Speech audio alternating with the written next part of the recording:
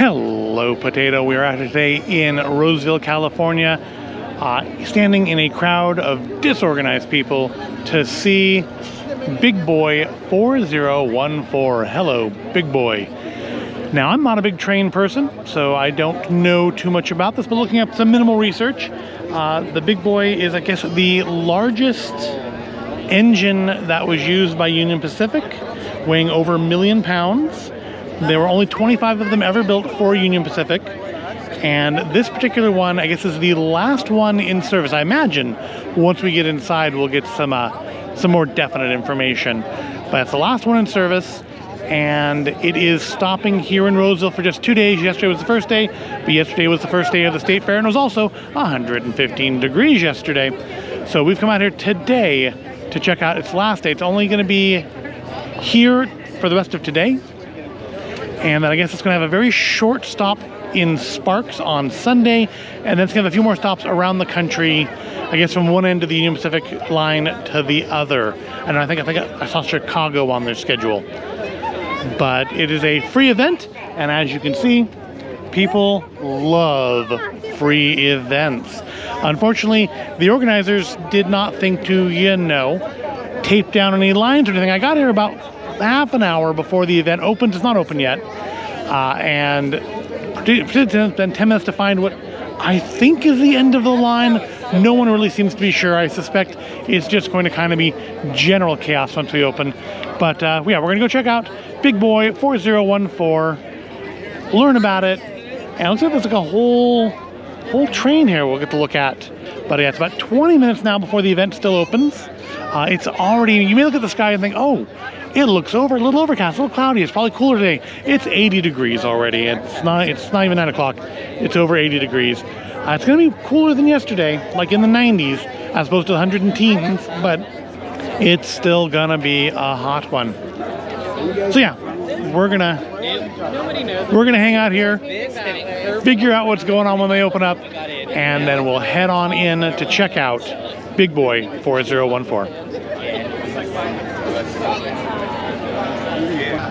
Somebody from Union Pacific is giving a presentation up there at the very front of the queue right now, but either his microphone's not turned on or their amplification system is woefully underpowered, so I can't hear a word of it. But I moved to what I think is, or was the end of the line time I got into it. It's actually gotten quite a bit longer since I got into it. But yeah, you can kind of get a better view now. I can't see a Big Boy anymore because it's behind this locomotive here. But you can see a better view of the line as it just has snakes around that parking lot, which, by the way, they were still trying to let people park in, despite the fact there were queues of people in all the open spots. But, ooh, that was almost very bad. Yeah, I mean, I think the whole train is the experience. It's the Big Boy experience. So once we get inside, I think we'll get in pretty quickly because there's gonna be lots more people to spread out. I've heard I should check out the experience car, but of course we will definitely check out Big Boy 4014. Yeah, we'll update you some more when we get moving, I guess. They've opened the gates now, and with utter disregard for the queue, we're all just kind of funneling in, but there's no tickets or anything, so it's not a huge issue. They say that the British are very good at standing in queues. There's a reason no one's ever said that about Americans. But yeah, let's try to head on inside. I thought I read something like that, but I'm like, there's no now. way. No.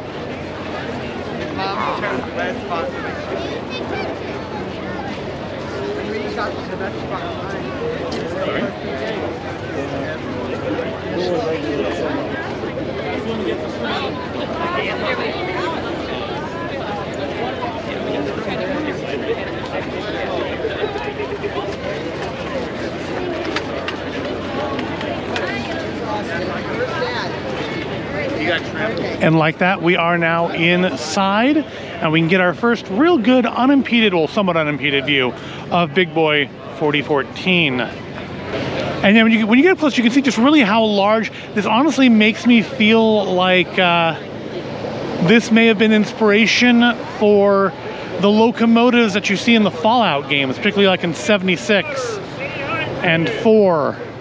those big, like massive silver nuclear beasts. Let's see if we can get a decent shot from up here.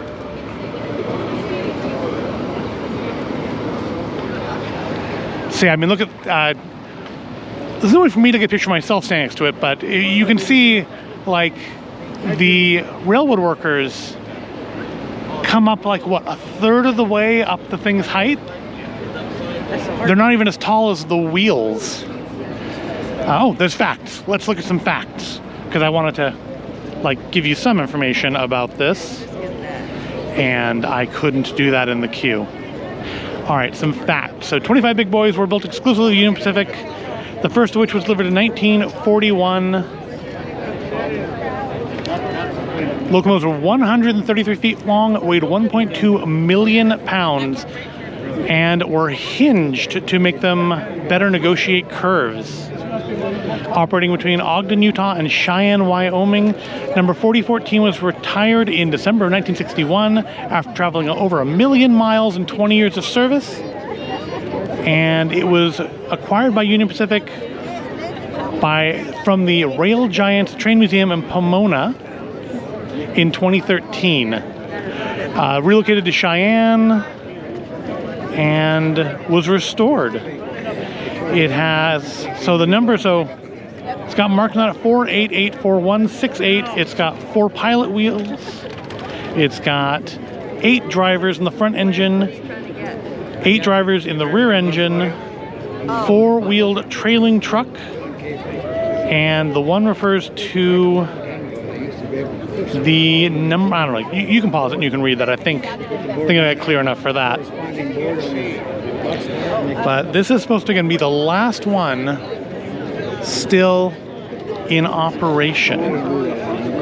So let's see if we can get up there and get a less impeded view of the engine itself, which could be difficult.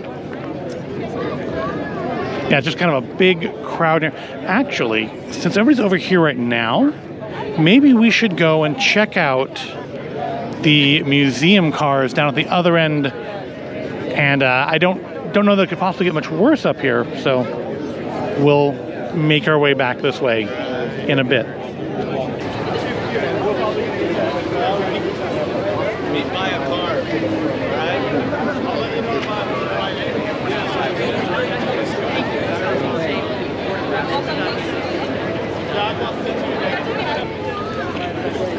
I don't know if it was a fully thought out thing or not, but they are giving out bottles of water, probably because it was 115 degrees yesterday. So they're giving out, and the sun's gone behind the clouds, so it's actually not too bad out here now. But it was, when I was standing in queue, it was actually pretty, the sun was pretty intense. But let's get a view of the train as we walk down to what I think is supposed to be a museum car.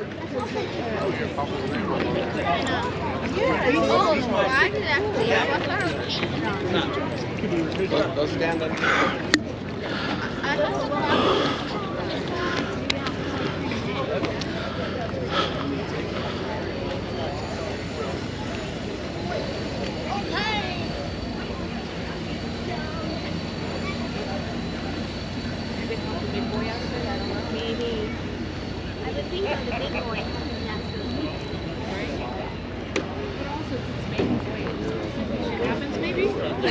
Ocean car.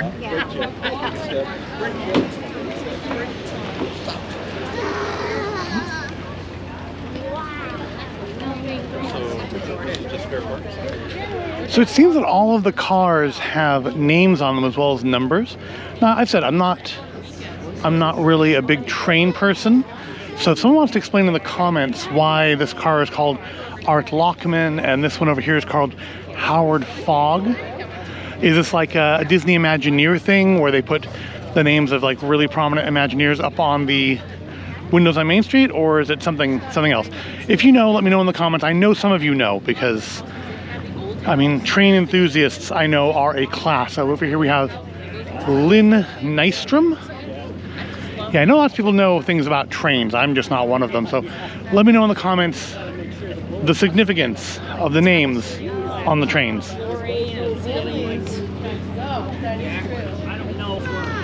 I have been distracted. There are wheels to spin.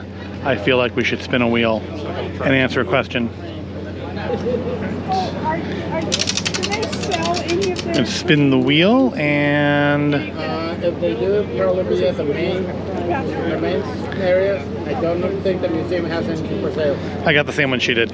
You got the same? Okay. Should I spin again? Spin it again. Or I can give you a harder question. I would have gotten that one wrong. I would have said 1 hour.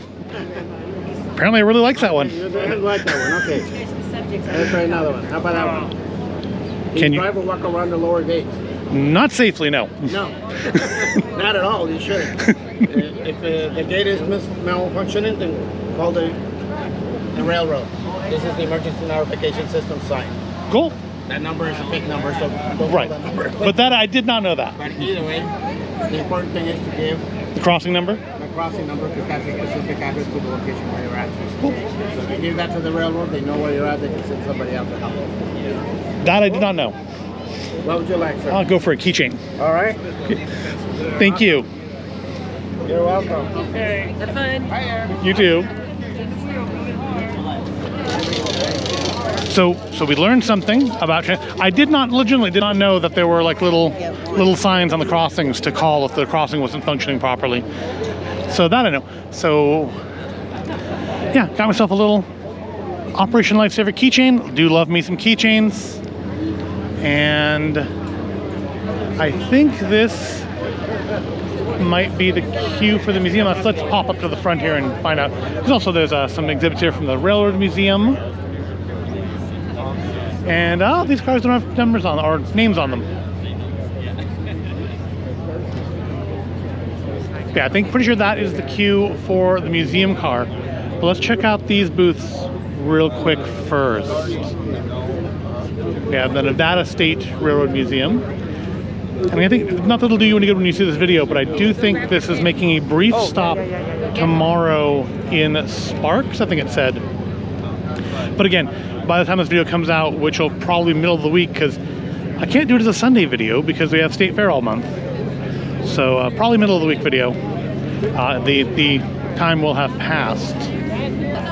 All right, from the California State Railroad Museum Foundation, the ones who finance the Railroad Museum, got myself another keychain. And then over here at the actual museum desk, we'll grab ourselves a little pin. It'll be great. I'm sorry about Washingtonians. It would be a long drive. Yeah, it's quite a cute. Yeah. Looks like they are leftover pins from the State Museum. It says 2020 member, but hey, it's a pin. We'll get it. So I see a line. I feel like we should get in this line. I think this is for the museum car.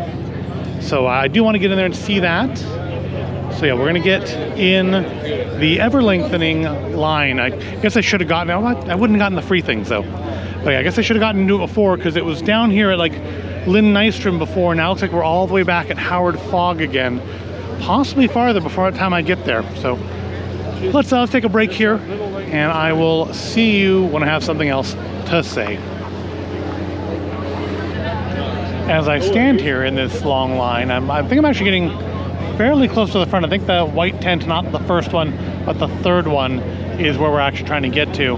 But the line also is much longer now.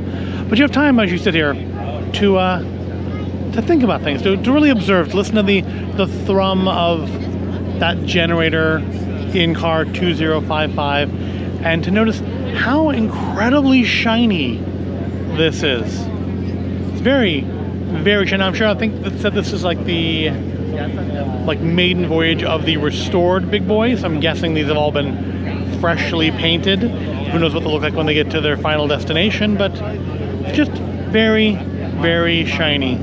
Also, apparently the brakes aren't on this one. I noticed down there the little plunger was sticking out on some of them, but yeah, the brakes aren't set on this one. Like over there you can see, or maybe you can't, I don't know, but I can see from here the plunger is out on that one. But here's a good little close view for those of you who are interested in such things of this wheel assembly.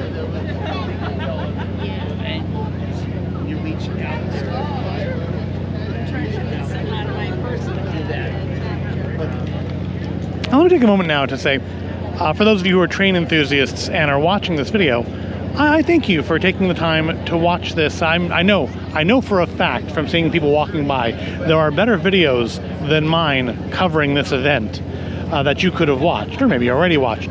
So thank you for taking a minute, or I don't know how long this will be, 15-20 minutes, to watch mine. We're getting closer. I'm up along the Colorado Eagle now, a well way from where we started.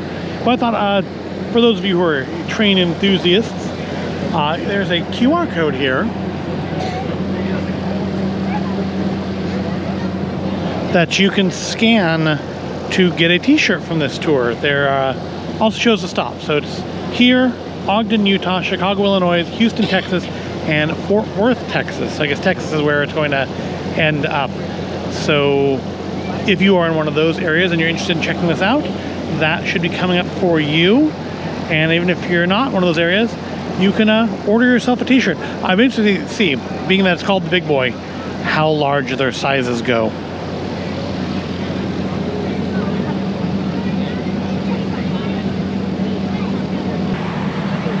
I am finally now to the front of the line. We're here at the entrance to the Experience the Union Pacific car. It's supposed to be a big multimedia thing. We're going to enter in through the end of the Challenger car, which is a domed car, and head on into the Promontory, which is Experience the Union Pacific. So from here, we can't go in the Challenger, but we can take a look. Whole little passenger car, or not little, full size.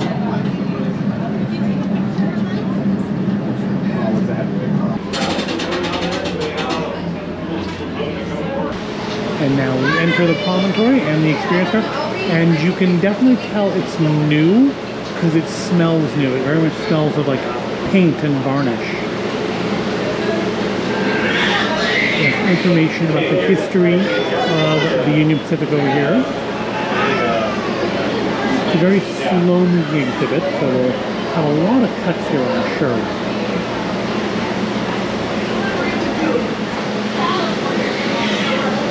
An infographic about how trains helped to build America. 690 miles of track laid by Central Pacific and 1,086 miles laid by Union Pacific. From Central Pacific with Sacramento to it's like the center there, and then Omaha, Nebraska, started by Union Pacific. And we have just lots of information here. And you can go ahead and pause it and read it. I'm not going to try and read all of it. It's actually kind of loud in here because of all the ventilation.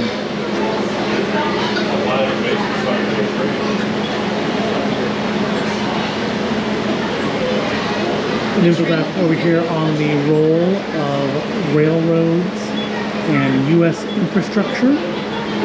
You see, the rather scant number of rail lines that connect our country, more of it back east than out here.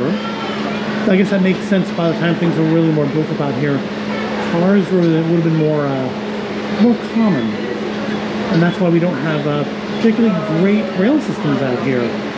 I just kind of have the one main line going up and down the state, which I'm just as fortunate enough to have always lived near.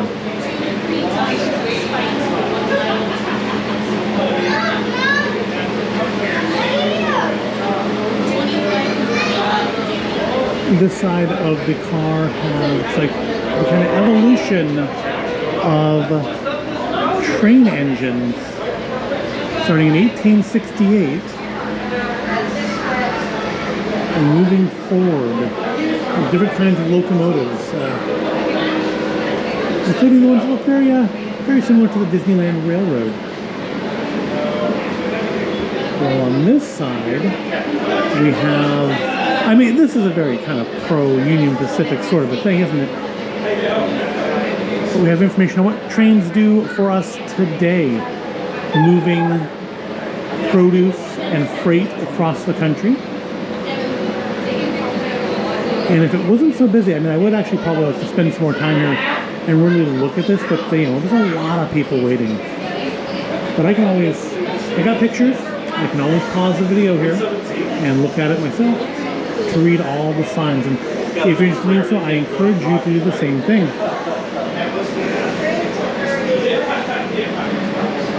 On this side now we're moving from the 19th into the 20th century. The Baldwin locomotive work. And then this is the train that we're actually here to see today, the Big Boy, the American Locomotive Company, 132 feet, the largest and heaviest steam power ever developed. So yeah, once we're out of here, we're gonna go head up back to the front and actually try to get a better look at, hopefully, right now the crowd is thinned out a bit up there, try to get a better look at the Big Boy.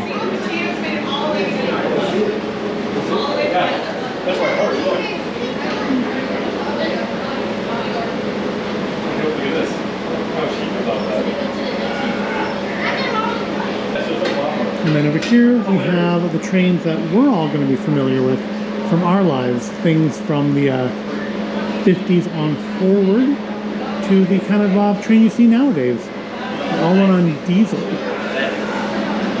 Yeah, trains have evolved a lot from those classic locomotives to now.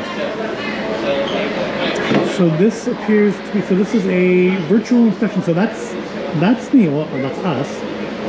And this is how they inspect moving train cars. I guess to look for people, installations. Let's pause this and read this.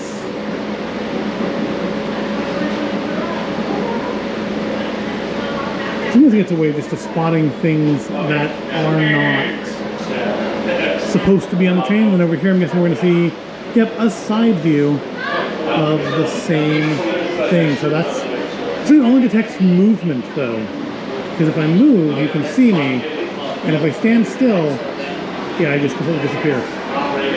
So kind of like Drax. Oh, also a very limited range. I have to be up close. Interesting. So yeah, you can see I'm wearing my bag.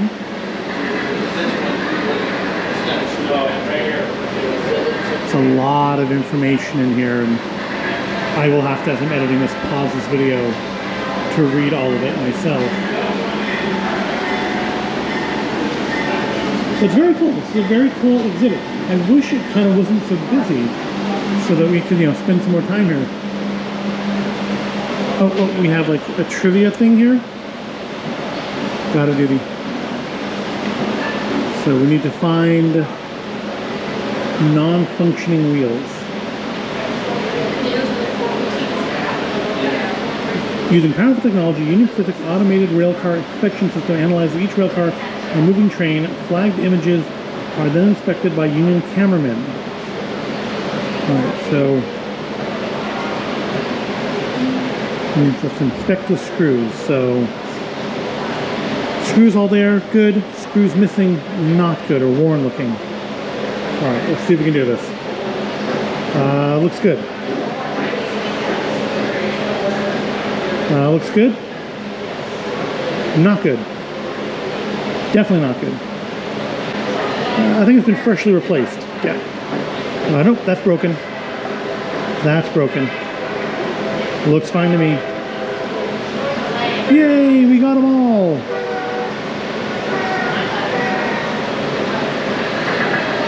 It looks like we're starting over here for something else, or...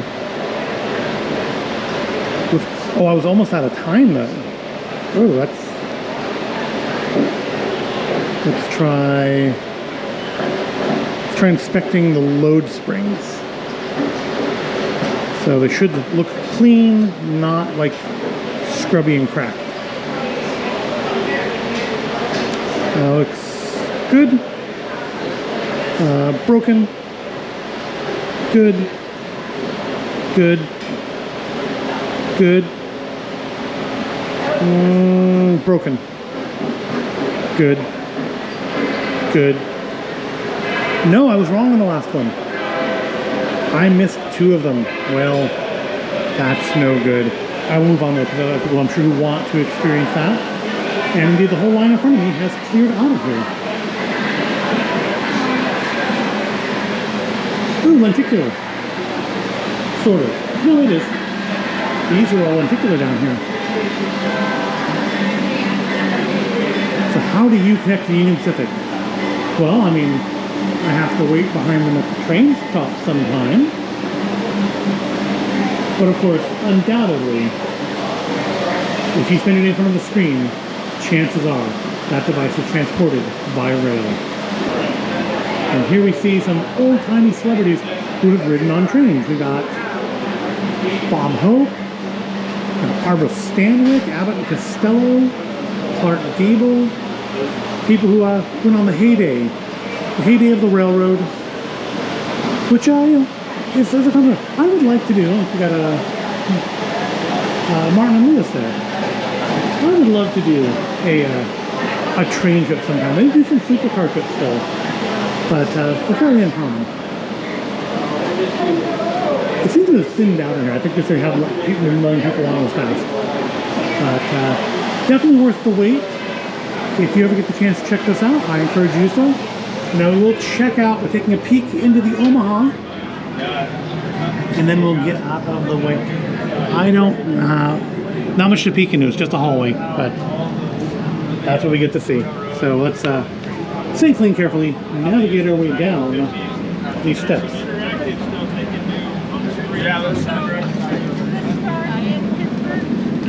No, we never been. We don't go past Chicago.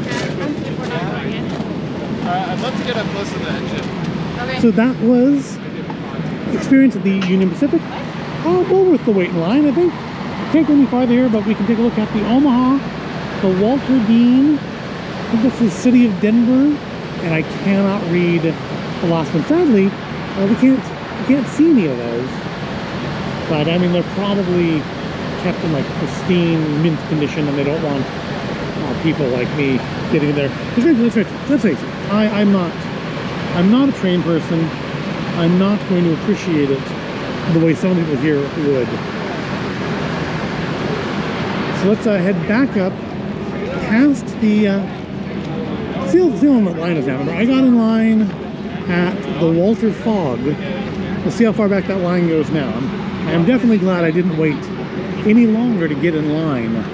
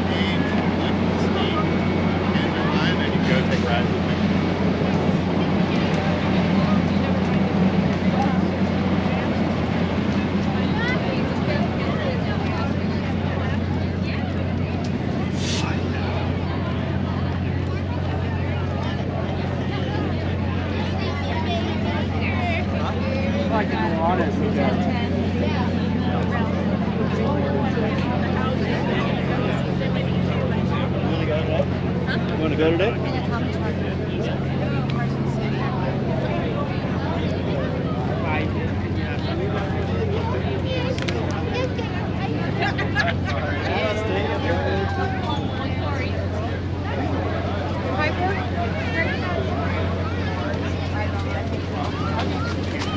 Although, like, this isn't exactly unique. It's not like we don't have the cab for, you know, transportation. It's the same thing, right? No, I passed the line.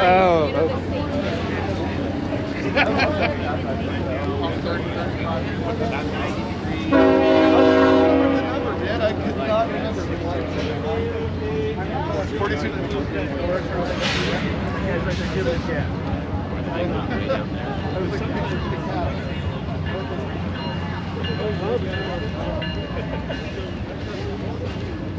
yeah, I'm definitely glad I didn't wait any longer to get in line. Howard Fog is where I got in line, and I made it all the way through. That took me about an hour, but now the line goes, I think, all the way almost back to the engine itself. It's a nice exhibit. I don't know if I would wait more than an hour in line for it. I mean, I suppose if you're really, like, really into trains or just really into Union Pacific, it would be worth standing in line for, but I was actually surprised and maybe disappointed there wasn't like a gift shop kind of a car, because there was a long time ago, like a dozen years ago or so, that they had a Union Pacific thing here in Roseville, and we went to it. We did actually just happen to, by chance, okay, here's the line. The line ends about here, right? So the second engine. But yeah, we went to a train thing that they had here, which I don't think had been very well promoted, because like it was really quiet. I didn't know what to expect from this. It was much busier than that. But they had like a whole gift shop car with pins and stuff in it, and I'm very surprised we don't have any of that here. I guess they just want you to order that stuff online. We make our way back up here past the Jim Adams and Joe Jordan. So I did look at one thing while I was waiting in line, and that one of the cars down there, one of the dining cars that we of course couldn't go look at, is named after somebody who worked in dining cars. So I think that I was right in my guess that these are like important train people who worked for the Union Pacific and are honored by having cars named after them.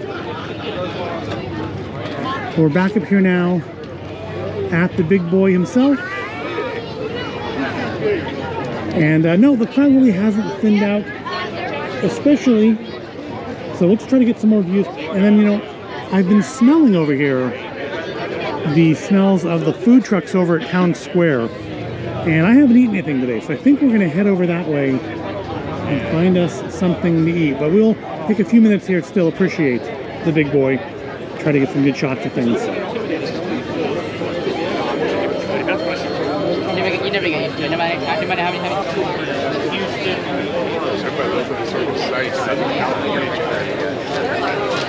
let me get a picture.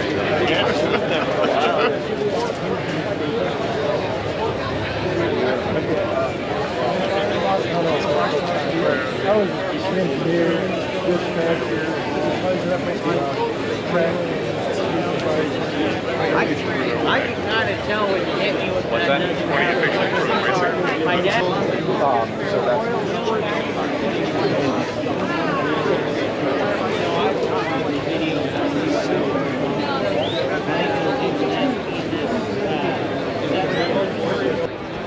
I am holding the camera about my eye level, and you can give you like some idea of how big this thing really is. And now, I mean, obviously it's raised up, it's about a foot, but still, I don't even come up all the way to the top of the wheels at my height. And if I stood up there on the rock, maybe I would, but I mean, those wheels have got to be 6 foot. And looks like they do have to kind of just constantly wipe this thing down. I see there's it's like water dripping there, I'm assuming to provide cooling, because it's obviously still quite hot. It's steaming, even though this has been parked here for at least a couple days.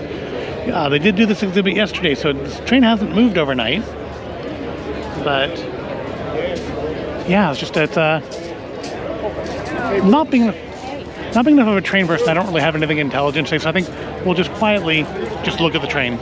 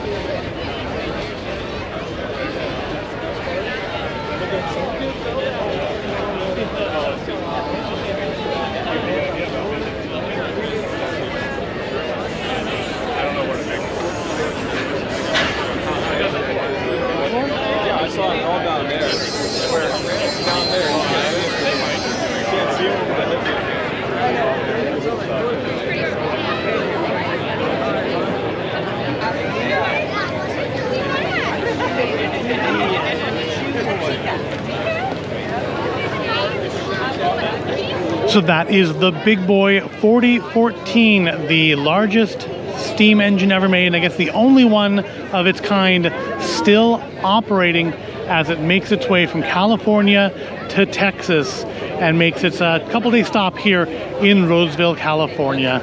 And it is, I don't feel like the video can really do it justice, just how big this thing is. I mean, look at the people, look at how much of the vehicle you can see above the people. The track's only raised about a foot off the level everybody else is standing at, and that engine just towers above us all.